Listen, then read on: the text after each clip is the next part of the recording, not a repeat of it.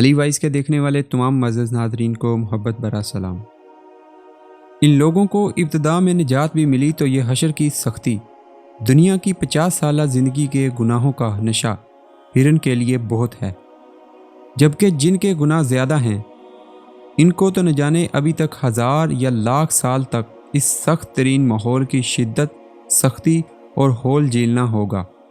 صالحہ کی بات سن کر میں نے دل میں سوچا کہ دنیا میں گناہ کتنے معمولی لگا کرتے تھے، مگر آج یہ کس طرح مصیبت میں ڈل گئے ہیں۔ کاش لوگ اپنے گناہوں کو چھوٹا نہ سمجھتے اور مستقل توبہ کو اپنا معمول بنا لیتے۔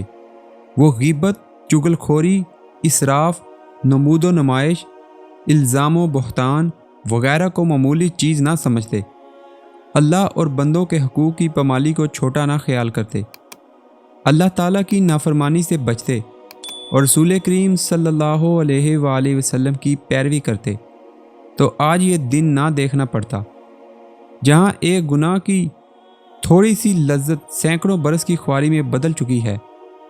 پھر میں نے اس سے دریافت کیا، کیا اس وقت کسی کو یہ معلوم ہے کہ اس کی نجات ہوگی یا نہیں، اور ہوگی تو کس طرح ہوگی؟ صالحہ نے جواب دیا، یہی اصل مصیبت ہے، یہاں کسی کو یہ نہیں معلوم کہ اس کا مستقبل کیا ہے، نجات کی کوئی امید ہے یا نہیں، یہ کوئی نہیں جانتا سوائے اللہ تعالیٰ کے۔ اس لیے رسول اللہ صلی اللہ علیہ وآلہ وسلم اور دیگر انبیاء علیہ السلام مسلسل یہ دعا کر رہے تھے کہ حساب کتاب شروع ہو جائے۔ اس کے نتیجے میں اہل ایمان کو یہ فائدہ ہوگا کہ وہ مجرمین سے الگ ہو کر حساب کتاب کے بعد نجات پا جائیں گے۔ تم جانتے ہو آج کے دن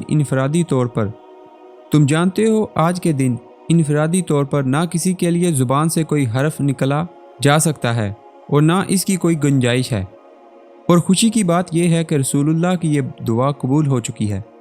یہ بات خلیفہ رسول حضرت ابوبکر صدیق نے تمہیں خود بتائی تھی، مگر ابھی تک حساب کتاب تو شروع ہوتا نظر نہیں آتا۔ میں نے حیرت سے پوچھا تو صالح نے بولا، دعا قبول ہوئی ہے، مگر اس پر عمل درآمد اللہ تعالیٰ اپنی حکمت و مصلحت کے تحت ہی کریں گے۔ ہو سکتا ہے کہ ابھی تک پوری دنیا سے لوگ قبروں سے نکلنے کے بعد یہاں پہنچے ہی نہ ہوں۔ کیا مطلب لوگ اتنے برسوں میں بھی یہاں تک نہیں آئے؟ تمہارا کیا خیال ہے کہ آج لوگ ہوائی جہاز، ریلوں، بسوں اور موٹروں میں بیٹھ کر یہاں تک آئیں گے؟ آج سب پیدل دوڑتے آ رہے ہیں۔ اسرافیل کے سور نے لوگوں کو اسی سمت آنے کے لیے مجبور کر دیا تھا۔ آج سمندر پاڑ دیے گئے ہیں اور پہاڑ ڈھا دیے گئے ہیں، اس لیے لوگ سیدھا یہاں آ رہے ہیں۔ مگر ظاہر ہے پیدل آتے ہوئے وقت تو لگے گا، البتہ صالحین کے ساتھ فرشتے تھے جو انہیں فوراً یہاں لے آئے۔ بہرحال جب تک حساب کتاب شروع نہیں ہوتا ہم یہاں موجود لوگوں کے احوال دیکھ لیتے ہیں۔ ویسے شاید تم اسی مقصد کے لیے یہاں آئے تھے۔ صالحہ نے یہ الفاظ کہے اور میرے جواب کا انتظار کیے بغیر میرا ہاتھ تھامے آگے بڑھنے لگا۔ اس وقت شدید گرمی سے چہرے تپ رہے تھے، ہر طرف گرد و غبار اڑ رہا تھا، لوگ گروہوں کی شکل میں اور تنہا تنہا ادھر سے ادھر پریشان گھوم رہے تھے۔ میری متلاشی نظریں اپنے کسی شناسہ کو ڈھونڈ رہی تھی، مگر کہیں کوئی شناسہ صورت نظر نہیں آ رہی تھی۔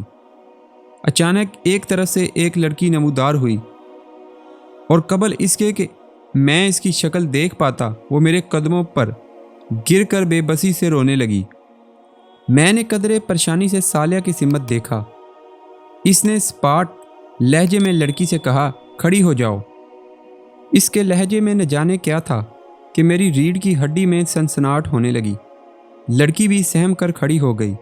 میں نے اس کا چہرہ دیکھا، یہ چہرہ خوف، اندیشے اور غم کے سایوں سے سیاہ پڑ چکا تھا۔ چہرے اور بالوں پر مٹی پڑی ہوئی تھی، پیاس کے مارے ہونٹوں پر پپڑیاں جمی ہوئی تھی، اور وحشت زدہ آنکھوں میں خوف، دہشت کا رنگ چھایا ہوا تھا۔ قرب کی ایک لہر میرے وجود کے اندر اتر گئی۔ میں نے اس چہرے کو جب پہلی دفعہ دیکھا تھا تو بے ساختہ چشم بد دور کہا تھا، میدہ شہاب گورا رنگ، کھڑا کھڑا ناک، نقشہ کتابی، چہرہ گلابی، ہونٹ، نیلی آنکھیں اور گہرے سیاہ بال، خدا نے اس چہرے کو قدرتی حسن سے اس طرح نوازا تھا کہ زیب و زینت کی اسے حاجت نہ تھی، مگر آج یہ چہرہ بالکل بدل چکا تھا۔ ماضی کا جمال روز حشر کے حزن و ملال کی تہہ میں کہیں دفن ہو چکا تھا۔ سراپائے حسرت، سراپا وحشت، سراپائے اذیت اور مجسمہ ندامت، یہ وجود کسی اور کا نہیں، میرے چہیتے بیٹے جمشید کی بیوی اور اپنی بڑی بہو کا تھا، جو حسرت قیاس کی ایک زندہ تصویر بن کر میرے سامنے کھڑی تھی۔ ابو جی مجھے بچا لیجئے، میں بہت تکلیف میں ہوں، یہاں کا ماحول مجھے مار ڈالے گا۔ میں نے ساری زندگی کوئی تکلیف نہیں دیکھی، مگر لگتا ہے کہ اب میری زندگی میں کوئی آسانی نہیں آئے گی۔ اللہ کے واسطے مجھ پر رحم کیجئے، آپ اللہ کے محبوب بندے ہیں، مجھے بچا لیجئے۔ یہ کہتے ہوئے ہما ہچکیاں لے کر رونے لگی۔ جمشید کہاں ہیں؟ میں نے ڈوبے ہوئے لہجے میں دریافت کیا۔ وہ یہیں تھے، وہ بھی آپ کو ڈھونڈ رہے ہیں، مگر یہ اتنی بڑی جگہ ہے اور اتنے سارے لوگ ہیں کہ کسی کو ڈھونڈنا ناممکن ہے۔ ان کا حال بھی بہت برا ہے۔